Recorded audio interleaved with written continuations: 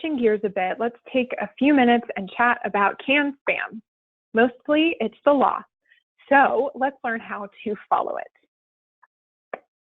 Canned spam is an acronym that stands for Controlling the Assault of Non-Solicited Pornography and Marketing Act. That mouthful really just means protecting people from unwanted communications, which includes email. So essentially providing relief from unwanted spam email messages. And this includes unsolicited emails. So I'm sure that you all have had the pleasure of receiving an email from a company or organization where you never actually gave them your email address, but somehow they got a hold of it, as well as recipient-initiated emails.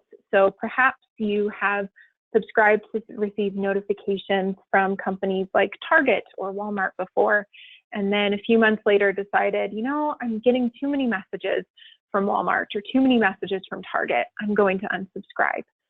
Canned spam makes provisions for that. And as a university, we are also held responsible for complying with canned spam.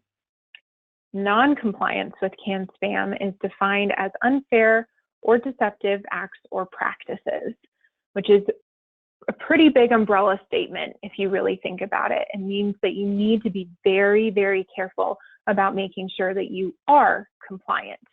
Non-compliance can lead to criminal and civil penalties, as well as fines up to $2 million. I don't know about any of you, but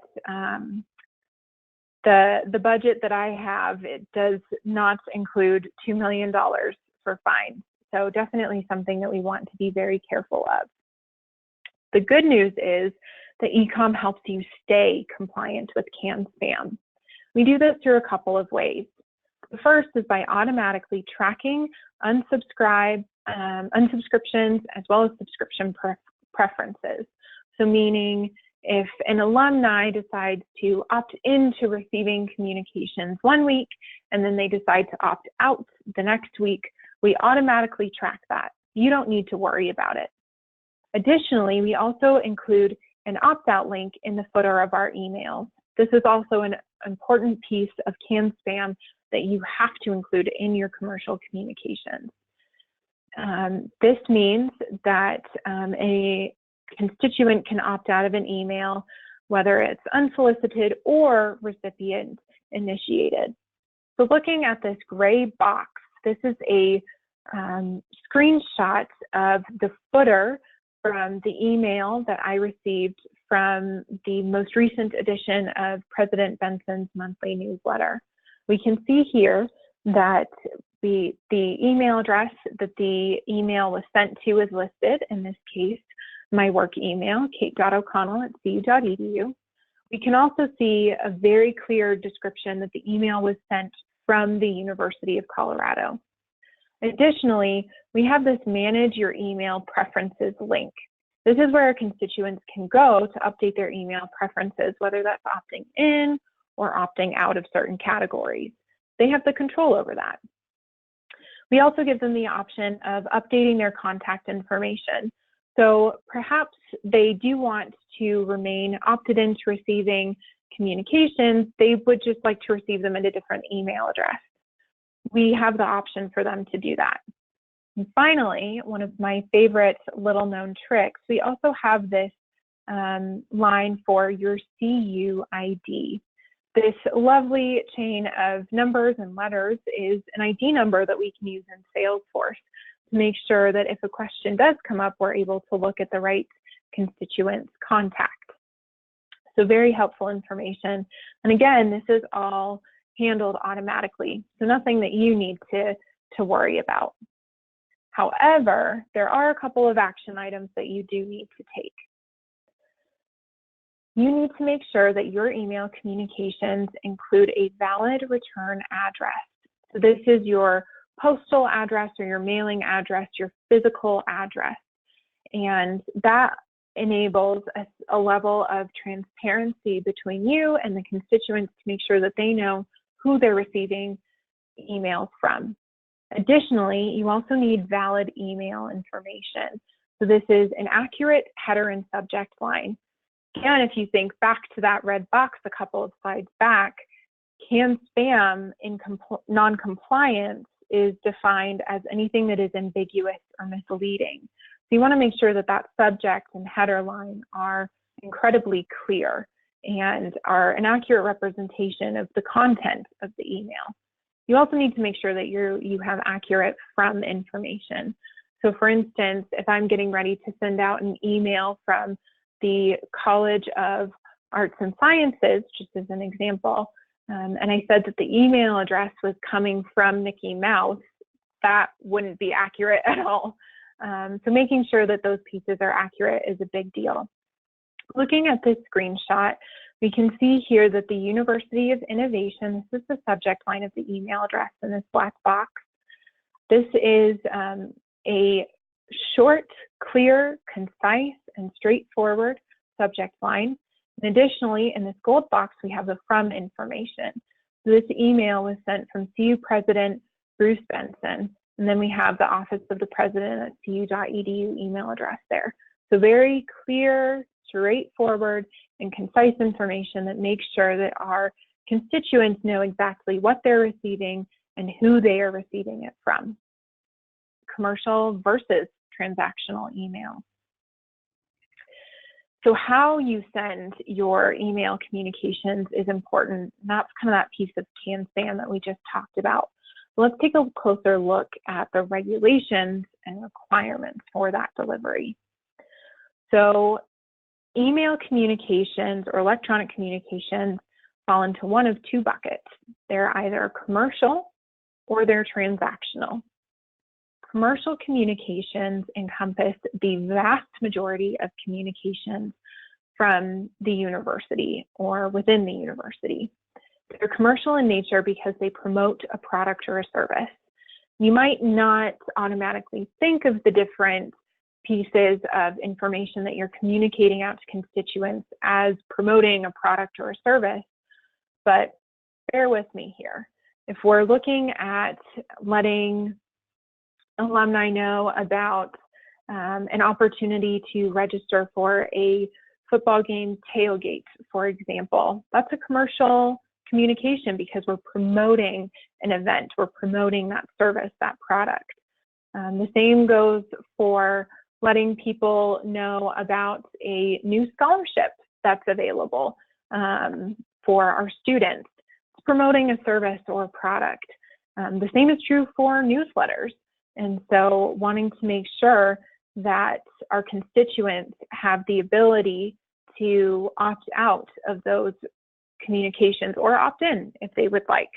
So those are subject to canned spam law. The second bucket of communications are transactional communications. These are communications that are directly related to employment or are transactional in nature. This means that someone has bought a product from you and you need to give them a confirmation code or an email receipt. They've registered for an event and you need to give them important know before you go information. Or perhaps they are an employee and need to update their W-2 information. And that is also transactional in nature. So really determining whether or not you're promoting a product or a service or you're giving information directly related to employment or a transactional relationship. Let's take a couple look at some different communication examples. Examples of commercial emails include an email to prospective students. Perhaps this is letting them know about perks for a degree program or interesting opportunities that they would have to study with prestigious faculty members. Another example would be an invitation to employees for an event, whether that would be a staff appreciation event or an interesting seminar on campus. Promoting athletic tickets would also be commercial. Perhaps that's a bit more public and external facing, but wanting to make sure that folks do have the opportunity to opt out and that the email contains the clear from information and a clear and concise and accurate subject line and pre-header. Some examples of transactional emails, though, would include event registration confirmation. So let's say someone registers for your seminar event, you want to send them an email confirming that registration. That's a transactional email and doesn't need to include an opt-out link. Know before you go messages for events, those are also transactional messages, along with post-event surveys. Those are also transactional in nature. So taking that information about commercial versus transactional information and putting it within the lens of CAN-SPAM, commercial communications, which represents this left-hand column, you do need to make sure that you are providing constituents with the opportunity to opt out of receiving future emails. Your subject line and from information does need to be clear. It cannot be fictitious or misleading. So again, you can't send an email from Mickey Mouse. You also need to make sure that you include that valid physical postal address. Transactional emails, though, are not covered by CAN-SPAM. The subject line and information should be transparent, though, as a best practice and according to university policy. And including an address isn't required, but it is also a best practice. Make sure your recipients know who you are and how they can contact you if they have a question. If you have trouble logging in, please reach out to your eComm specialist. You can find their information at cu.edu/eComm/leadership. And all of the eComm specialists are listed there with their contact information according to their campus. Finally, if you have any questions, perhaps later today or tomorrow, feel free to submit a ticket via our help form. You can find that also on the eComm website, so cu.edu/eComm/help. And as soon as you submit that ticket, it will be routed to an eComm specialist, and they will be in touch shortly to help make sure that you get an answer to that question. Well, thank you again to everyone who joined us, to our current users, especially to our new users. Welcome to eComm. We're really excited to have you as a part of the broader eComm team and look forward to working with you in the future. Again, feel free to submit questions via the help ticket, and we'll be in touch soon.